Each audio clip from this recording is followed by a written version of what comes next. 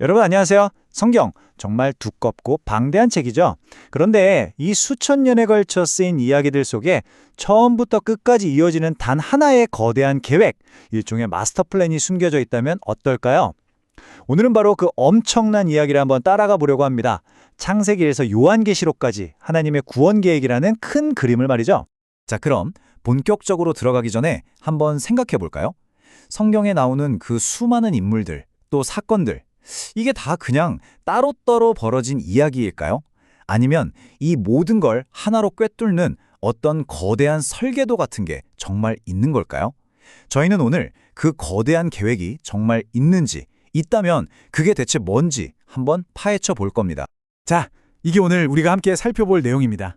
아브라함이라는 한 사람에게서 시작된 약속이 어떻게 율법 시대를 거치고 또 예상치 못한 전환점을 맞아서 마지막 예언의 성취까지 이어지는지 이 6단계를 따라서 쭉 한번 가보겠습니다. 모든 위대한 이야기에는 시작이 있잖아요. 하나님의 구원 계획도 마찬가지입니다. 그 첫 페이지, 모든 것의 출발점은 바로 한 사람, 아브라함에게 주어진 정말 놀라운 약속에서 시작됩니다. 네, 바로 이 한마디가 모든 것의 시작이었어요. 한번 상상해 보세요. 나이가 75살인 아브라함에게 하나님이 나타나셔서 네가 아는 모든 걸 버리고 내가 보여줄 땅으로 가라고 하시는 거예요. 이게 그냥 이사가라는 말이 아니었겠죠. 이게 바로 인류 구원이라는 어마어마한 드라마의 서막을 여는 그런 신호탄이었습니다. 그리고 하나님은 그냥 가라고만 하신 게 아니었어요. 정말 놀라운 3가지 약속을 주시죠. 첫째, 너를 통해 큰 민족이 나올 것이다. 둘째, 내 이름이 아주 위대해질 것이다. 그리고 마지막으로 가장 중요한 건데요. 너를 통해서 이 땅의 모든 사람들이 복을 받게 될 것이다. 앞으로 펼쳐질 모든 이야기의 핵심 설계도가 사실상 이 약속 안에 다 들어있는 셈입니다. 자, 이렇게 멋진 약속으로 계획이 시작됐지만 뭐든 그렇듯 계획대로 순탄하게만 흘러가진 않죠. 이제 이야기는 아주 중요한 갈등 국면으로 접어드는데요. 바로 하나님의 끝없는 신실함과 그에 반하는 인간의 반복되는 반역 사이의 갈등입니다.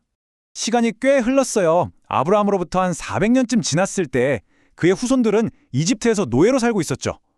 바로 그때 하나님께서 모세라는 한 인물을 일으켜서 그들을 정말 영화처럼 구출해내십니다. 그리고 시내산이라는 곳에서 십계명, 즉 율법을 주시죠. 이건 이제 하나님과 이스라엘 민족 사이에 맺는 공식적인 언약이자 계약이었던 겁니다. 이 화면을 보시면 이 시기의 상황이 한눈에 딱 들어오죠. 왼쪽을 보세요. 하나님은 홍해를 가르고 하늘에서 만나를 내려주시고 정말 놀라운 기적으로 계속해서 그들을 돌보십니다. 그런데 오른쪽은요? 백성들은 금송아지 우상을 만들고 끊임없이 불평하고 불순종하죠. 이 패턴이 계속 반복되는 거예요. 하나님의 은혜와 인간의 반역. 이쯤 되면 아니 이 계획은 그냥 이대로 실패하는 거 아닌가 하는 생각이 들 정도입니다. 그런데 말이죠. 이스라엘의 계속되는 반역 속에서 이야기는 정말 아무도 예상치 못했던 방향으로 흘러가기 시작합니다.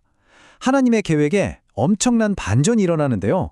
바로 구원의 무대가 이스라엘이라는 한 민족을 넘어서 전 세계 모든 이방인에게로 확장되는 그런 조짐이 보이기 시작한 겁니다.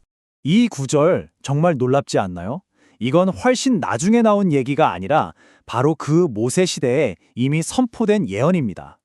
이스라엘이 하나님을 버리고 다른 신을 섬기면 하나님도 백성이 아닌 자들, 그러니까 유대인이 아닌 이방인들을 통해서 이스라엘의 시기심을 불러일으키시겠다는 거예요. 이게 바로 훗날 벌어질 그 거대한 전환의 아주 중요한 복선이었던 셈이죠. 자, 이제 이야기는 역사상 가장 길고도 미스테리한 부분으로 들어갑니다. 바로 이거예요. 왜 하나님의 선택을 받은 민족인 이스라엘은 수천 년 동안 흩어져 살면서 정작 메시아가 왔을 때 그를 알아보지 못했을까? 이 자료는 그 답이 아주 역설적이게도 예언 그 자체에 숨겨져 있었다고 말하고 있습니다. 이 연표를 한번 보세요. 정말 파란만장한 역사죠. 북왕국이 멸망하고 남왕국과 성전마저 파괴되고 그 후로 무려 1900년 가까이 나라 없이 전 세계를 떠도는 디아스포라의 고통을 겪습니다. 그러다가 1948년에 정말 기적적으로 나라를 다시 세우게 되죠. 그래서 다시 원래 질문으로 돌아가서 왜 그들은 메시아를 알아보지 못했을까? 여기서 이 자료는 정말 흥미로운, 어쩌면 좀 충격적인 해석을 내놓습니다. 그게 뭐냐면 바로 다니엘서에 나오는 한 특정 예언이 마치 프로그램처럼 작동해서 일정 기간 동안 그들의 영적인 눈과 귀를 가리는 그런 장치 역할을 했다는 겁니다. 일부러 못 보게 막았다는 거죠. 하지만 모든 게 절망적이지만은 않았어요. 이런 암흑기 속에서도 선지자들은 끊임없이 미래의 회복을 약속했거든요. 그런데 동시에 아주 중요한 예언 하나가 마지막 때가 되기 전까지는 비밀로 봉인되어 있어야 한다는 것도 암시를 합니다. 희망과 미스터리가 공존하는 거죠. 특히 스가랴 선지자는 정말 강렬한 예언을 하나 남깁니다. 언젠가 이스라엘 민족 전체가 자신들이 찔렀던 바로 그를 보게 될 것이고 그를 위해 슬피 울게 될 거라는 내용이에요. 이 찌른다는 표현 그리고 그를 다시 보게 된다는 것 이게 하나의 이야기고리를 만드는데요. 이 부분 꼭 기억해 두세요. 나중에 다시 나옵니다. 그리고 바로 여기서 아까 말했던 다니엘서의 그 봉인된 예언이 다시 등장하면서 긴장감을 확 높입니다. 도대체 그 안에는 어떤 비밀이 담겨 있길래 봉인까지 해야 했을까요? 그리고 가장 중요한 질문은 그 봉인은 과연 언제 풀리게 될까요? 자, 드디어 마지막 장에 도착했습니다. 이제까지 흩어져 있던 모든 예언의 조각들이 마지막 시대에 어떻게 딱 맞아떨어지는지 그 거대한 그림이 완성되는 순간을 함께 보시겠습니다. 혹시 아까 제가 기억해달라고 했던 스가랴의 예언 기억나시나요? 그들이 찌른 글을 보리라는 거요. 놀랍게도 성경의 마지막 책인 요한계시록이 그 예언을 그대로 가져와서 이 이야기의 고리를 완벽하게 닫아버립니다. 그를 찌른 자들도 볼 것이요. 바로 이 구절이 마침내 그 오랜 예언이 성취될 때가 왔음을 알리는 강력한 신호인 셈이죠. 그렇다면 그 마지막은 어떤 순서로 진행될까요?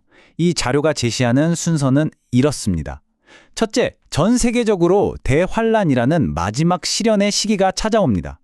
둘째, 그 기간 안에 특별히 이스라엘 민족을 위한 아주 극심한 고난의 때, 예레미야 선지자가 예언했던 야곱의 환란이 닥친다는 거죠.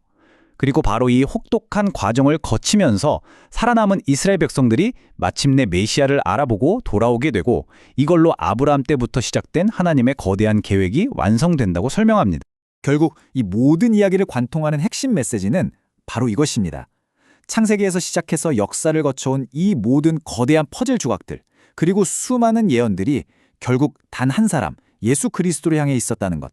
그리고 이 모든 일들이 우연이 아니라 아주 정교한 하나님의 시간표에 따라 정확하게 진행되어 왔고 또 진행될 거라는 이야기입니다. 자, 이렇게 창세기부터 요한계시록까지 이어지는 거대한 계획을 한번 쭉 훑어봤는데요. 마지막으로 이런 질문을 던져보고 싶습니다. 만약에 이 거대한 시간표가 정말로 사실이라면 그건 지금 이 시대를 살아가는 우리에게 그리고 우리가 맞이할 미래에 과연 어떤 의미를 던져주는 걸까요? 한 번쯤 깊이 생각해 볼 만한 질문이 아닐까 싶습니다.